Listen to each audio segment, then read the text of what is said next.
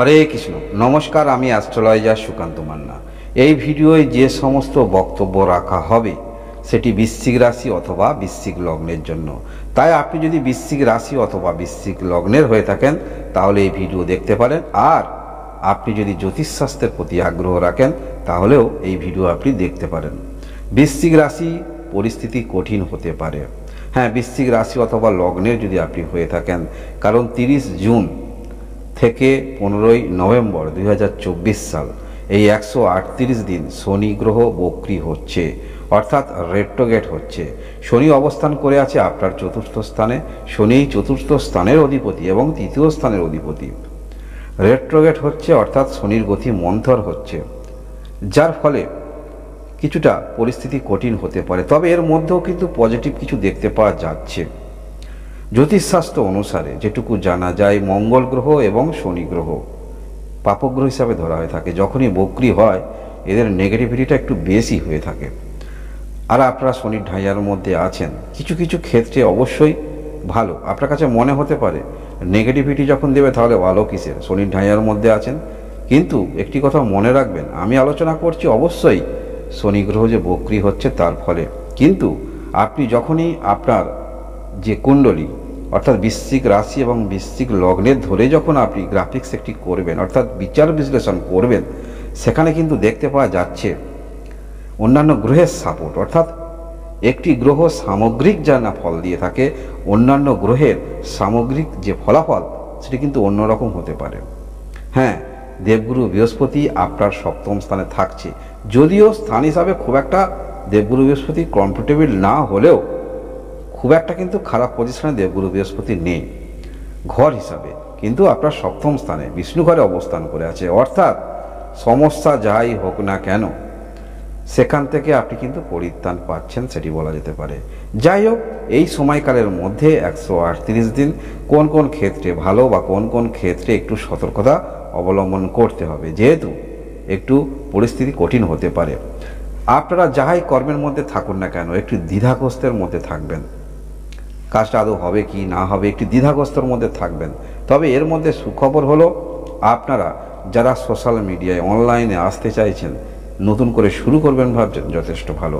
তবে আর যারা অনলাইনে আছেন বা যে কোনো রকম কর্মের মধ্যে আছেন, কোনো সংগঠনের মধ্যে আছেন, যাহাই করুন না কেন, বিশেষ করে প্রফেশনাল যারা করছেন বা বিজনেস করছেন, নতুন করে কিন্তু আপনাকে আবার ঢেলে সাজাতে হবে, নতুনত্ব একটু আনতে হবে আপনার মধ্যে। বৃশ্চিক রাশি অথবা বৃশ্চিক লগ্নে যদি আপনি হয়ে থাকেন, এই সময় আপনারা বিল্ডিং মেটেরিয়ালসে কোনো রকম কাজকর্ম এক্সট্রা কোনো রকম আপনি বাড়াতে চাইছেন পরিবারের মধ্যে, সেটি করতে পারেন। বা আপনারা যারা কনস্ট্রাকশানে এই যে কাজগুলো বললাম এগুলো করতে পারেন, চেষ্টা রাখতে পারেন। এবং এই সময় আপনাদের কিন্তু গাড়ি কেনার যোগ আছে, কারণ এই যে চতুর্থ স্থানে শনি রেট্রোগেট হচ্ছে। তবে একটি কথা মনে রাখবেন, গাড়ি কেনার বলুন বা আপনি পাশে ঘর এক্সট্রা বাড়াতে চাইছেন, যাই করুন না কেন, পূর্বেই আমি শুরু করেছিলাম একটু দ্বিধাগ্রস্তের মধ্যে থাকবে। অর্থাৎ আপনি কোনো কিছু জিনিস হয়তো কিনলেন, তারপরে মনে হতে পারে না এর বিকল্প বা এইটা নিলে ভালো হতো, একটু দ্বিধাগ্রস্ত কিন্তু মনের মধ্যে আপনারা থাকবেন। এই সময়কালের মধ্যে সিদ্ধান্ত আপনাকে কিন্তু নিতে হবে, প্রথমেই ঠিক করে নিতে হবে, না হলে একটু সিদ্ধান্ত বা দ্বিধাগ্রস্তের মধ্যে থাকবেন। এই সময় মায়ের শরীর স্বাস্থ্যের সমস্যা থাকলে একটু কিন্তু বৃদ্ধি হবে, তবে বৃদ্ধি পেলেও শরীর স্বাস্থ্যের সুস্থতার দিকে কিন্তু যাবে। কারণ পূর্বেই আমি বলেছি, কোনো একটি গ্রহ একা গ্রহ হিসাবে ফল দেয় না, একা ফল দেয় না, অনেকগুলি গ্রহের সমষ্টিগত ফলাফল ভিন্ন হতে পারে। শরীর স্বাস্থ্যের সমস্যা হবে তেমনি এই যে দেবগুরু বৃহস্পতির যেহেতু দৃষ্টি আপনার রাশিতে থাকছে এবং তৃতীয় স্থানে থাকছে, যার ফলে সমাধানও কিন্তু হবে এই সময়কালের মধ্যে অনেক কিছু ক্ষেত্রে আপনাকে ধৈর্য আনতে হবে। যারা কোনো রকম, যেহেতু শনি এই যে চতুর্থ স্থানে রেট্রোগেট বা বক্রী হচ্ছে, জানবেন তার আগের ঘরেরও ফল দেবে, অর্থাৎ তৃতীয় ঘরেরও ফল দেবে। তাই অনেক বিষয়ে আপনাকে কিন্তু ধৈর্য রাখতে হচ্ছে। যারা আপনারা জমি সংক্রান্ত কোনো রকম সমস্যা সেটা কিন্তু রিলিফ হতে পারে, কেনার যোগ আপনার থাকছে। তবে এই সময়ের মধ্যে যেহেতু শনি চতুর্থ স্থানে অবস্থান করে তৃতীয় দৃষ্টি থাকছে কিন্তু ষষ্ঠ স্থানে, যার ফলে একটু শত্রু বৃদ্ধি হতে পারে। এবং এই সময় আপনি যে কাজের মধ্যে আছেন, যে একটি একাগ্রতা নিয়ে চলছেন সেখান থেকে আপনি কিন্তু ডাইভার্ট হতে পারেন, অর্থাৎ আপনার কাজ ছেড়ে দিয়ে শত্রুকে নিয়েই আপনি কিন্তু পড়ে যেতে পারেন। কিভাবে এখান থেকে পরিত্রাণ পাওয়া যায় এরকম আপনার মনের মধ্যে কিন্তু উদ্ভব হবে। তাই নিজের কর্মের মধ্যে ফোকাস রাখুন, তারপরে যা করার করুন, কারণ তৃতীয় দৃষ্টি সরাসরি কিন্তু ষষ্ঠ স্থানে থাকছে। এবং এই সময়কালের মধ্যে পরিবারের সদস্যের কোনো রকম শরীর স্বাস্থ্য নিয়ে একটু বেশি চিন্তিত আপনি করবেন। যারা আপনারা লোন নেবেন ভাবছেন, ঋণ নেবেন ভাবছেন, সেটি হতে পারে কোনো সংস্থা থেকে বা আপনি কারোর কাছ থেকে নিতে চাইছেন, ধার হিসাবে নিতে চাইছেন, অবশ্যই এই সময়কালের মধ্যে একটু বুঝে শুনে নেওয়ার চেষ্টা রাখবেন। বিরত থাকাই আপনাদের ক্ষেত্রে সব থেকে বুদ্ধিমানের কাজ হবে। একান্তই যদি নেন সেক্ষেত্রে পরিকল্পনা অনুসারে, পূর্বের পরিকল্পনা অনুসারে নেওয়ার চেষ্টা রাখবেন, অর্থাৎ যে উদ্দেশ্যে আপনি নিচ্ছেন, যে ক্ষেত্রে ব্যয় করবেন প্রপার সেই ক্ষেত্রে ব্যয় করার চেষ্টা রাখবেন। বেশি দিন কাছে অর্থ রাখবেন না এই সময়কালের মধ্যে। এই 138 দিন, 30 জুন থেকে 15ই নভেম্বর 2024 সাল। যেহেতু শনির দৃষ্টি থাকছে কর্মস্থানের উপরে, কর্ম পরিবর্তন, উচ্চতর পোস্ট, স্থানান্তর এগুলো কিন্তু দেখতে পাওয়া যাবে। এবং আপনারা যারা মানসিকভাবে ঠিক করে নিয়েছিলেন আপনি পরিবার সংলগ্ন বা পরিবার থেকে কোনো রকম কাজকর্ম করবেন, সেই নতুন করে শুরু করবেন, সেই সমস্ত ক্ষেত্রে চিন্তা আপনার থাকবে। এই যে বললাম দ্বিধাগ্রস্ত বা পরিকল্পনার হেরফের এগুলো কিন্তু দেখা যাবে এই সময়কালের মধ্যে। এবং দৃষ্টি থাকছে আপনার রাশিতে। তাই যারা সমস্যায় রয়েছেন, এই যে গাড়ি কিনবেন, পুরানো গাড়ি কিনলে অবশ্যই আপনি কিন্তু দেখে কেনার চেষ্টা রাখবেন, কন্ডিশন দেখে কেনার চেষ্টা রাখবেন।